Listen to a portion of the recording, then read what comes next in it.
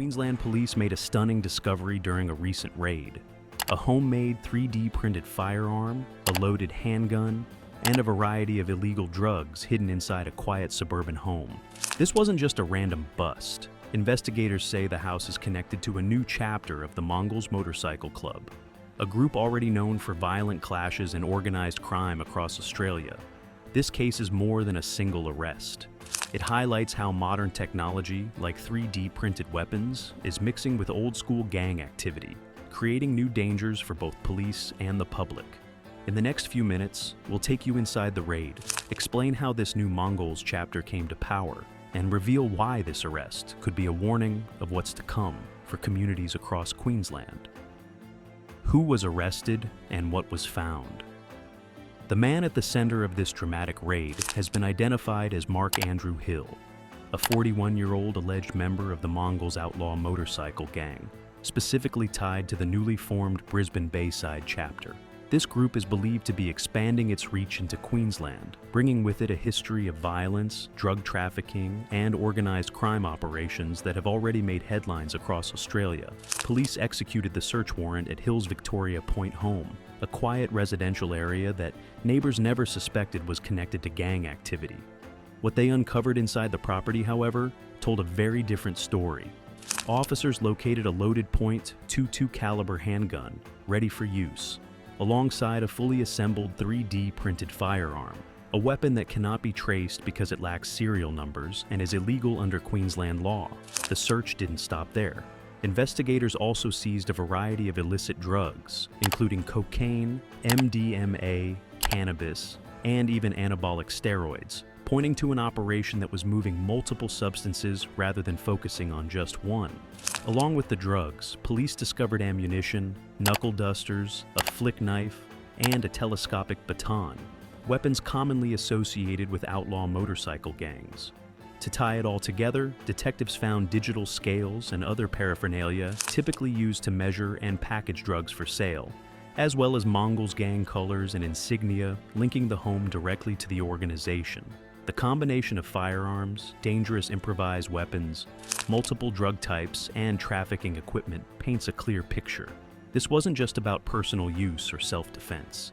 It signaled a coordinated effort to supply drugs and enforce control through violence, hallmarks of organized crime operations. For Queensland police, the evidence seized confirmed growing concerns that the new Bayside chapter is becoming a serious threat to community safety. The raid and law enforcement operation. On July 8, 2025, Queensland police carried out a planned raid at a house on Creekside Circuit in Victoria Point.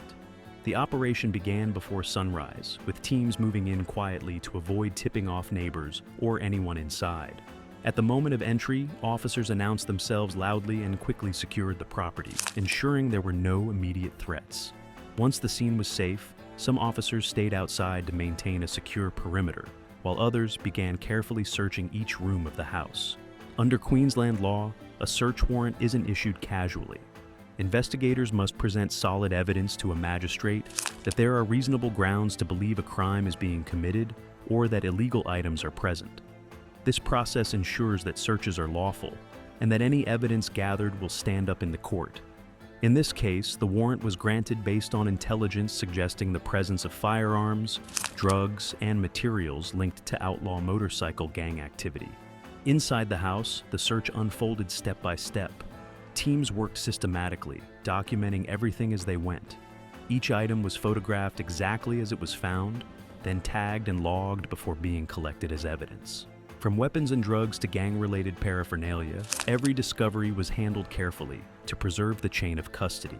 Specialized forensic officers were on hand to evaluate certain items, particularly firearms, to determine their legality and operational status. This raid wasn't handled by local officers alone.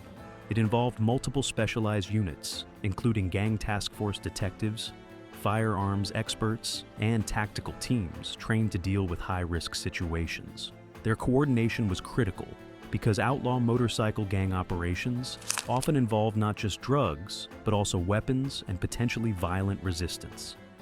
In addition to these higher-profile substances, officers found cannabis and anabolic steroids, While cannabis possession might seem less severe compared to drugs like cocaine, in combination with the others, it strengthens the case for trafficking rather than personal use. Steroids, on the other hand, are often linked to performance enhancement and are illegal to possess without a prescription.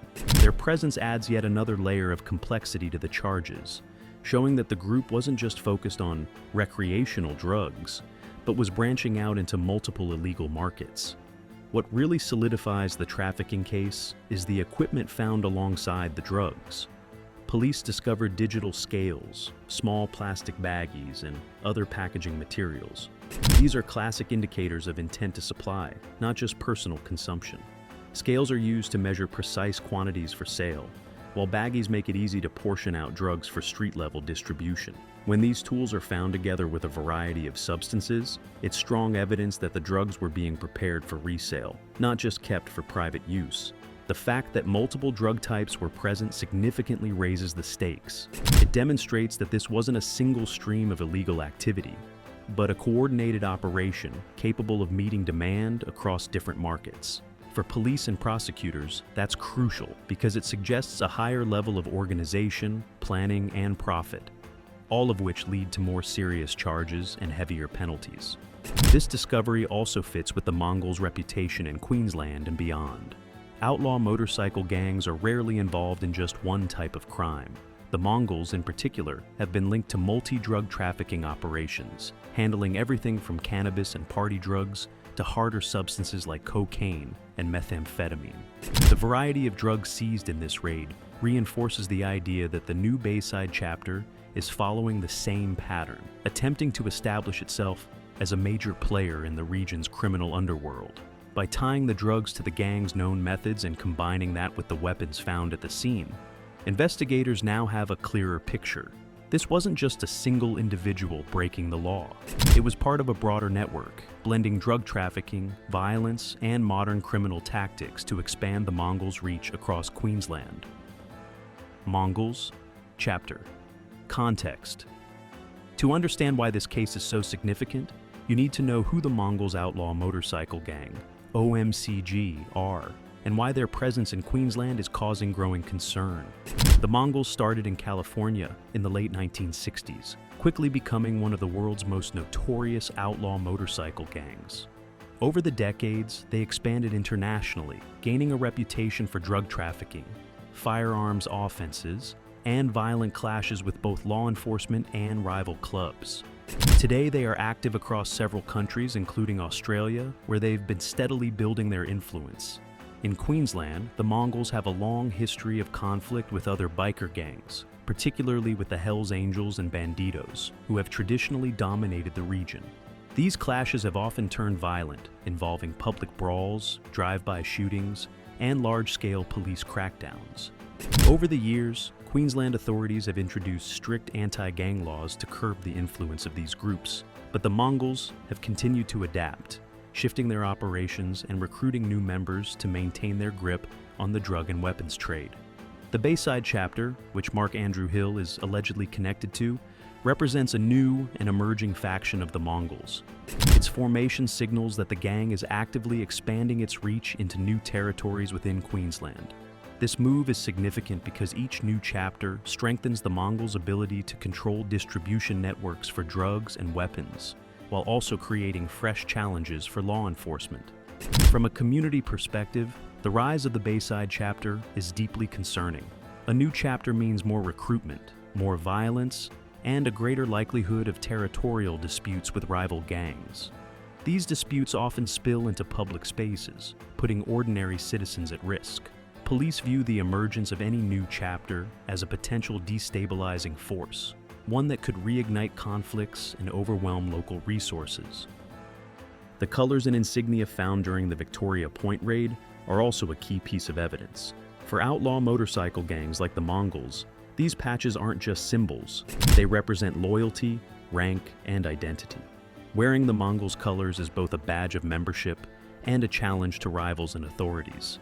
It's a visible sign that the gang is active and asserting its presence in the area.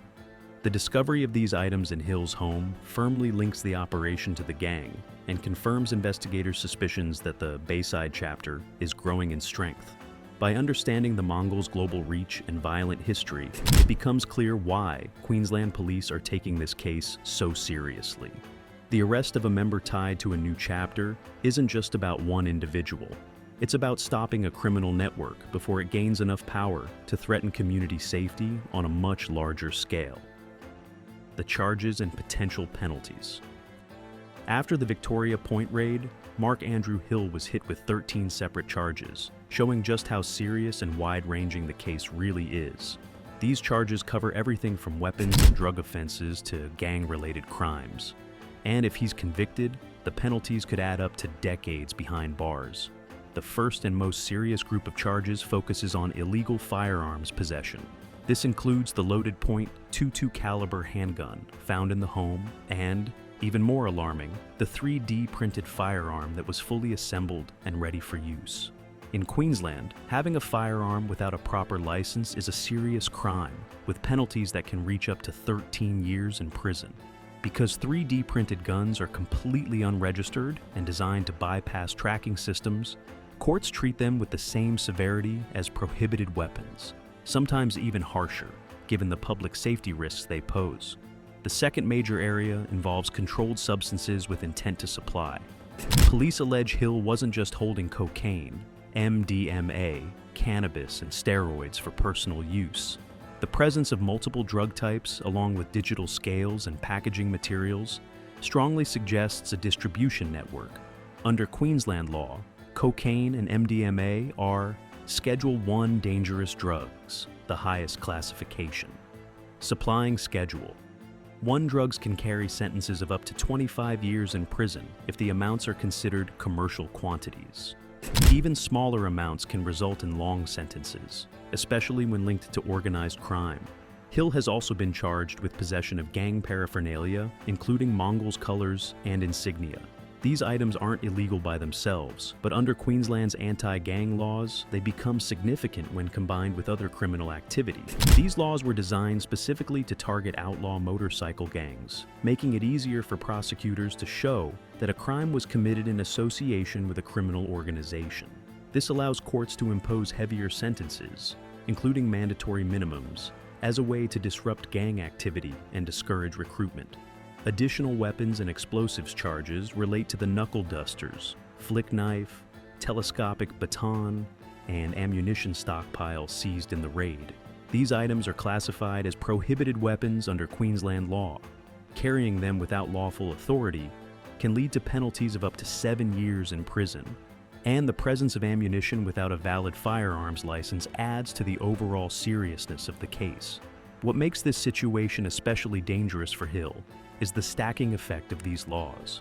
Queensland courts have the power to order certain sentences to be served consecutively, meaning time for one offense begins only after another has been completed. This approach is commonly used in high-profile gang cases to deliver a strong message to organized crime groups. The combination of illegal guns, drug trafficking evidence, and gang-related items creates a perfect storm of charges that prosecutors can leverage to dismantle not only Hill's personal operations, but also weaken the new Bayside Mongols chapter. For Hill, these 13 charges don't just represent a single legal fight. They're part of a broader strategy by Queensland authorities to disrupt outlaw motorcycle gangs at their core and prevent them from expanding further into the community. Why 3D printed firearms are a growing threat. The discovery of a 3D printed gun in this raid highlights one of the fastest growing and most troubling challenges facing law enforcement today. Unlike traditional firearms, which require specialized equipment, licensing, and traceable serial numbers, a 3D printed gun can be built in secret using a relatively inexpensive printer, some basic components, and downloadable blueprints that circulate online. These weapons cost only a fraction of what a conventional firearm would, making them cheap, accessible, and completely untraceable. For criminals, this is a game changer. By producing weapons at home, they bypass strict gun control laws designed to keep dangerous firearms out of the wrong hands. There's no paper trail, no licensed dealer, and no requirement for background checks. Once assembled, these guns can function just like a regular handgun, posing a deadly risk to both the public and police officers. One of the biggest hurdles for law enforcement is that 3D printed guns are incredibly hard to detect. Many parts are made from plastic, meaning they may not show up clearly on traditional metal detectors or X-ray scans. This makes it possible for these weapons to be smuggled into places where conventional firearms would never be allowed, like airports, concerts, or government buildings. Even when they are discovered, investigators face the challenge of proving who built the weapon and when, since there are no serial numbers or manufacturing records to trace. Australia has already seen a rise in cases involving these improvised firearms. In recent years, police across different states have seized dozens of 3D printed weapons in raids connected to bikie gangs and drug trafficking networks. Internationally, countries like the United States and the UK have also reported alarming spikes in the number of these guns turning up in criminal investigations. In some cases, police have found entire rooms converted into small-scale gun factories, capable of producing multiple weapons in just a few days. The spread of this technology is considered a major public safety risk for one simple reason. It lowers the barrier for anyone to arm themselves. For gangs like the Mongols, a 3D printer provides a way to equip members without risking traditional purchases that could alert authorities. Even more worrying, these weapons can be replaced quickly and cheaply if confiscated, meaning police must constantly play catch-up. In the context of this case, the presence of a 3D printed firearm alongside a loaded traditional handgun shows how modern organized crime is blending new technology with old-school violence. It's not just about breaking the law, it's about staying one step ahead of it, making these weapons a priority for law enforcement agencies worldwide. Law enforcement and community safety. Tackling a gang as organized and dangerous as the Mongols requires more than just routine policing. In Queensland, specialist gang units and detectives play a critical role in tracking the movements of outlaw motorcycle clubs, gathering intelligence, and planning operations like the raid in Victoria Point. These units focus on identifying emerging chapters, monitoring gang recruitment, and following the flow of money, drugs, and weapons that fuel their operations. Their work is highly strategic, aimed not just at arresting individual members, but at weakening the entire network piece by piece. One key factor in these investigations is community intelligence. Ordinary residents are often the first to notice unusual activity, like unfamiliar visitors, suspicious vehicles, or loud disturbances linked to gang hangouts. Anonymous tip lines and local reporting give police valuable leads that help them identify safe houses and stash locations long before a raid takes place. In this case, information about the new Bayside chapter's presence may have been built from weeks or even months of observations shared by the community, combined with digital intelligence gathered by detectives. When a high-profile raid like this happens, it has a powerful ripple effect. Publicly taking down a gang member, especially one tied to a newly formed chapter, builds trust in law enforcement. It sends a clear message to both residents and rival gangs that police are actively protecting neighborhoods and won't allow criminal organizations to expand unchecked. These actions also serve as a deterrent for potential recruits. Seeing a chapter leader arrested with serious charges makes joining the gang far less appealing, undercutting the gang's ability to grow its numbers. However, there's a delicate balance to maintain. Aggressive anti-gang operations are necessary to disrupt organized crime, but they must also respect civil liberties and legal safeguards. This means every warrant, arrest, and search must be handled by the book, with clear evidence and accountability. If police overstep, it can erode public trust and even jeopardize cases in court. That's why operations like this are so carefully planned, involving multiple agencies, legal advisors, and community liaison officers. The Victoria Point raid demonstrates how this balance can work effectively. By combining intelligence gathering, precise legal action, and transparent communication with the public, Queensland Police not only removed a dangerous individual from the streets, but also reinforced the idea that community safety depends on collaboration. In the long run, these efforts create safer neighborhoods and make it harder for gangs like the Mongols to maintain a foothold. A larger trends in Queensland. The Victoria Point raid is part of a much larger picture in Queensland, where outlaw motorcycle gangs have been steadily increasing their presence over the past decade.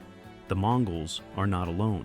Groups like the Bandidos, Rebels, and Hell's Angels have been competing for territory, drug routes, and recruitment, leading to violent clashes that spill into public spaces. These turf wars often include drive-by shootings, arson attacks, and high-speed chases, putting innocent civilians at risk and stretching police resources to their limits.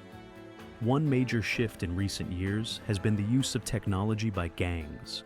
Traditional gang operations relied on face-to-face meetings and visible symbols like clubhouses and gang colors.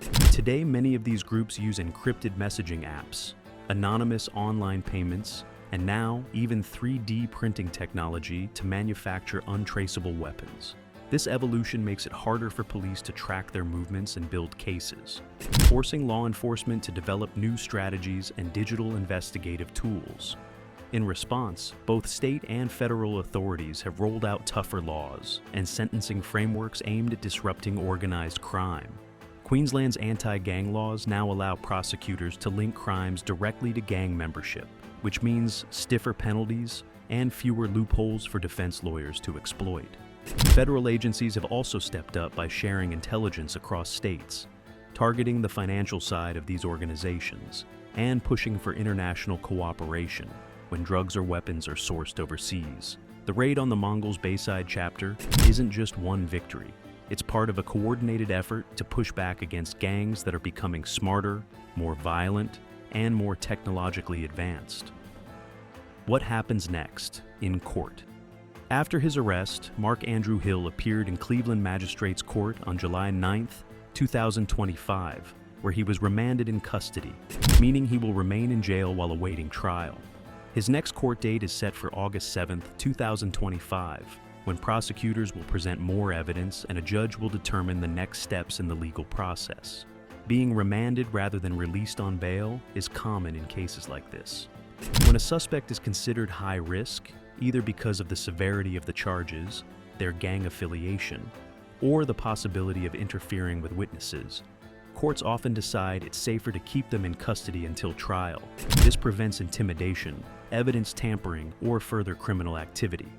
Prosecutors will focus on proving three key points.